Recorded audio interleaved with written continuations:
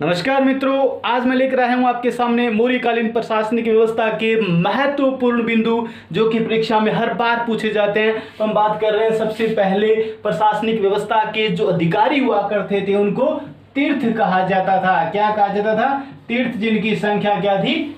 18 हुआ करती थी। तीर्थ या महामात्य जिन्हें कहा जाता था। इन 18 अधिकारियों के बारे में हम बात करने वाले हैं जो कि हर बार हर एक परीक्षा के अंदर एक प्रश्न अवश्य पूछा जाता है। तो हम बात करते हैं सबसे पहले पुरोहित या महामात्य, महामात्य या प्रधान या पुरोहित किसे कहते थे?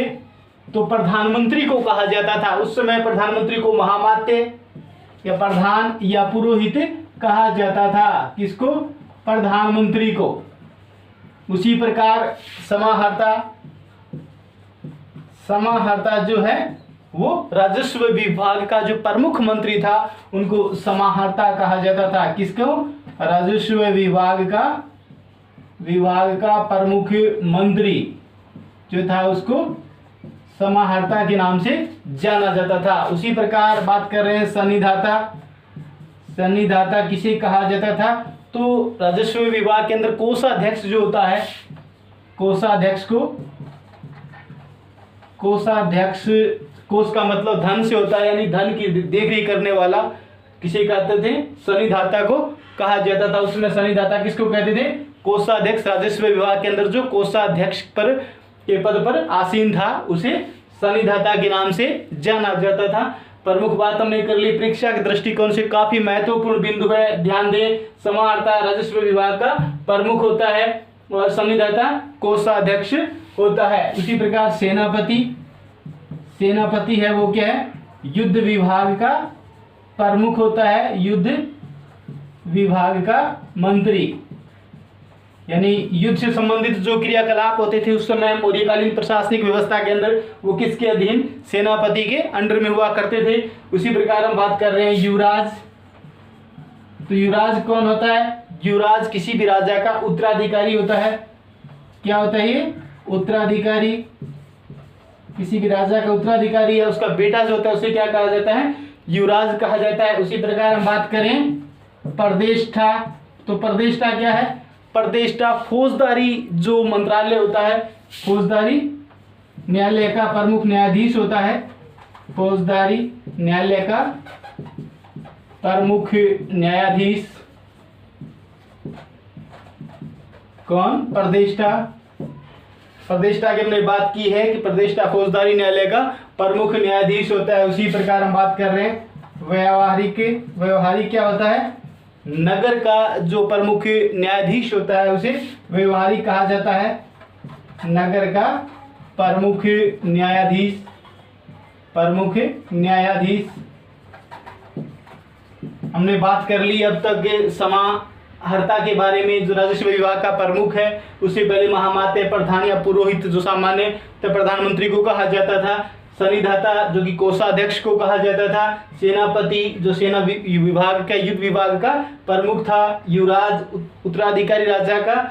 और प्रदेष्टा जो है फौजदारी न्यायालय का प्रमुख मंत्री हुआ करता था। व्यवहारिक नगर का प्रमुख न्यायाधीश हुआ करता था। उसी प्रकार सेनानायक, सेनानायक है वो सेना का प्रमुख मंत्री या सेना का प्रमुख होता है। सेना का प्रमुख क्या कहलाता है? सेना नायक कहलाता है। उसी प्रकार बात कर रहे हैं मंत्री परिषद। मंत्री परिषद अध्यक्ष, यानी परिषद का जो अध्यक्ष होता है उसे क्या कहा गया है? मंत्री परिषद अध्यक्ष कहा गया है। परिषद का अध्यक्ष जो होता है उसे क्या कहा गया है? मंत्री परिषद अध्यक्ष कहा गया है। उसी प्रकार हम बात करेंगे दंडपाल। दंडपाल जो कि दंडपाल क्या होता है? पुलिस विभाग का प्रमुख होता है। पुलिस विभाग का प्रमुख होता है दंडपाल। उसी प्रकार के हम बात करेंगे अंत्यपाल।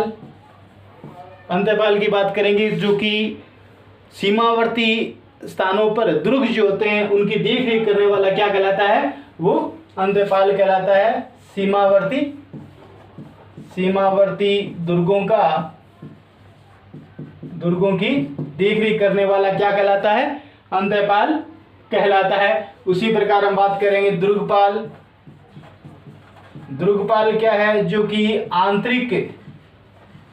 आंतरिक दुर्गों का रक्षक होता है, आंतरिक दुर्गों की देखरेख करने वाला क्या कहलाता है? दुर्गपाल कहलाता है। यानी हमने बात की पहले कि अंतःपाल से मतलब सीमावर्ती जो दुर्ग होते हैं, सीमा के सारे जो दुर्ग बने होते हैं सुरक्षा आदि के लिए, तो उनकी देखरेख कौन करता है? किसके सानिध्य में होती है? तो वो अंतःपाल। और आंतरिक जो दुर्ग होते हैं वो क्या है? किसके अधीन होते हैं? उसकी देखरेख का जिम्मा पूरा किसके अधीन होता है? तो दुर्गपाल के अधीन होता है। उसी प्रकार हम बात करते हैं तो आंतर्वेशिक जो है वो क्या है? अंतःपुर का प्रधान होता है। क्या होता है? अंतःपुर का प्रधान होता है आंतर्वेशिक। अब तक हमने बात कर ली है महामात्य के प्रधान पुरोहित, जिसे प्रधानमंत्री को कहा जाता था। समाहर्ता राजस्व विभाग का प्रमुख मंत्री हुआ करता था। सन्निधाता कोषाध्यक्ष हुआ करता था।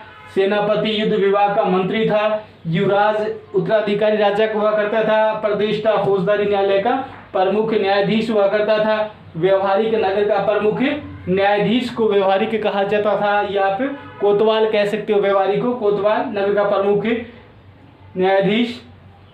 व्यवहारिक सेना नायक जो है सेना का प्रमुख होता है। और मंत्री परिषद जो परिषद का अध्यक्ष होता है उसे ये कहा जाता है आर्विक। अगला बात कर रहे हैं आर्विक। वन विभाग का प्रमुख होता है, वन विभाग का प्रमुख मंत्री होता है, उसे क्या कहते हैं? आर्विक के नाम से जाना जाता है कि वन विभाग का जो प्रमुख मंत्री उसे हम क्या कहते हैं? आर्विक कहते हैं। पौर अथवा नागरिक की बात करें तो पौर अथवा नागरिक नगर का प्रमुख जो अधिकारी होता है, नगर का प्रमुख अधिकारी को कहा जाता है पौर अथवा नागरिक, जिसे आप क्या कह सकते हो? कोतवाल भी कह सकते हो। प्रमुख अधिकारी या कोतवाल। अब हम बात करें, यहाँ तक हमने बात कर ली है। अब हम बात करें कार्मिक की बात करें उससे पहले हम देख लें दंडपाल पुलिस विभाग का प्रमुख होता है। अंतःपाल सीमावर्ती दुर्गों का देखरेख का जिम्मा अंतःपाल के पास होता है। और दुर्गपाल जो आंतरिक दुर्गों का रक्षक होता है। अंतर्वेशिक अंतःपुर का प्रधान होता है। आर्विक जो है वो वन विभाग का प्रमुख होता है। और पूर्व नागरिक जिसे नगर का प्रमुख अधिकारी या कोतवाल कहा जाता है। और कार्मांतिक जो होता है, कार्मांतिक है वो क्या है? कारखानों का प्रमुख होता है। कारखानों का प्रमुख, या आप उद्योग से लिख सकते हो। उद्योगों का प्रमुख जो अधिकारी बनाया गया है उसको किस नाम से पुकारा जाता था?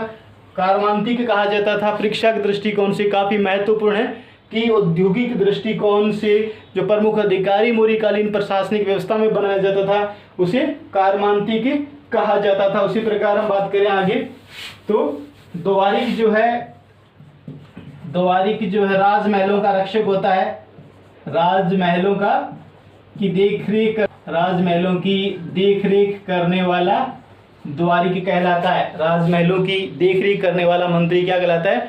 तो द्वारिक कहलाता है। प्रशासता है वो अक्षपटल का प्रधान होता है।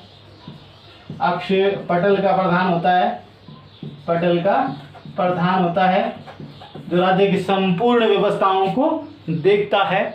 ये कुछ 18 प्रमुख जो तीर्थ या महामाते अधिकारी थे उनके बारे में अभी हम बात कर रहे थे। थोड़ी सी दोबारा देख लेते हैं कि हमने बात सबसे पहले की महामाते प्रधान या पुरोहित जिसे प्रधानमंत्री को कहा जाता था। समाहर्ता राजस्व विभाग का प्रमुख मंत्री था। सन्निधाता कोषाध्यक्ष को कहा जाता था। सेनापति युद्ध विभाग का प्रमुख हुआ करता था। युवराज राजा का प्रमुख उत्तराधिकारी हुआ करता था। प्रदेष्टा फौजदारी न्यायालय का प्रमुख न्यायाधीश था। और व्यवहारिक जो था नगर का प्रमुख न्यायाधीश को कहा जाता था। मंत्री परिषद का अध्यक्ष या मंत्री परिषदाध्यक्ष परिषद का प्रमुख अध्यक्ष हुआ करता था। सेना नायक सेना का प्रमुख हुआ करता था। दंडपाल पुलिस विभाग का प्रमुख मंत्री था। अंत्यपाल सीमावर्ती दुर्गों की देखरेख करने का जिम्मा इस अधिकारी के पास था, जिसे हम अंत्यपाल कहा जाता था। और दुर्गपाल आंतरिक दुर्गों की रक्षा करने का जिम्मा दुर्गपाल के पास हुआ करता था। और अंतर्वेशिक जो अंतपुर का प्रधान हुआ करता था। और आर्विक जो वन विभाग का रक्षक था जिसे सौंपा गया था उसे आर्विक कहा जाता था। मौर्यकालीन व्यवस्था के अंदर पूर्व या नागरिक जो नगर का प्रमुख अधिकारी हुआ करता था, जिन्हें कोतवाल के नाम से भी जाना जाता है। कारमांती के कारखानों का प्रमुख जो अधिकारी था उसे कारमांती के नाम से जाना जाता था। द्वारिक राजमहलों की देखरेख करने वाला प्रमुख जो मंत्री था उसे द्वारिक के नाम से जाना जाता था। और प्रशासका जो कि अक्षपटल का प्रधान हुआ करता, संपूर्ण राज्य की प्रशासनिक व्यवस्थाओं को की देखरेख किसके जिम्मे थी। अब हम बात कर रहे हैं कि प्रशासनिक व्यवस्था उस समय की नौकरशाही पर आधारित थी, यानी मौर्यकालीन प्रशासनिक व्यवस्था किस पर आधारित थी, नौकरशाही पर आधारित थी। और प्राचीन भारत के अंदर मजबूत नौकरशाही के दर्शन कहीं होते हैं तो मौर्यकालीन प्रशासनिक व्यवस्था के अंदर ही ये दर्शन होते हैं। इसके बाद हम बात कर रहे हैं कि यहाँ पर प्रशासनिक व्यवस्था जो थी वो कहीं ना कहीं राजतंत्रात्मक थी और उसका प्रमुख राजा हुआ करता था। शक्ति का प्रमुख स्रोत केंद्र कौन था, केंद्रीकरण पर ये सत्ता या प्रशासनिक व्यवस्था आधारित थी जो केंद्र प्रमुख राजा हुआ करता था। और अन्य प्रकार से वहाँ पर देखने के लिए मिलता है कि पितृसत्तात्मक व्यवस्था जो कि कहीं ना कहीं राजा के अंदर शक्ति का केंद्रीकरण था, जो निरंकुशवादी के दृष्टिकोण से हमें नजर आती है। ये कुछ सामान्य बातें थी जो परीक्षा के दृष्टिकोण से काफ़ी महत्वपूर्ण बनकर के उभरती है। और ये काफ़ी बार गलत होता है प्रश्न, तो आप ध्यान रखिएगा, इसको 1 से 2 बार पढ़िएगा, आपको ज़रूर याद हो जाएंगे। और प्लीज़ चैनल को लाइक शेयर सब्सक्राइब जरूर करें और आगे से आगे ज़्यादा से ज़्यादा शेयर करें। और आपके लिए एक से एक बढ़िया वीडियो बनाने की हम कोशिश करते रहेंगे। थैंक यू, धन्यवाद।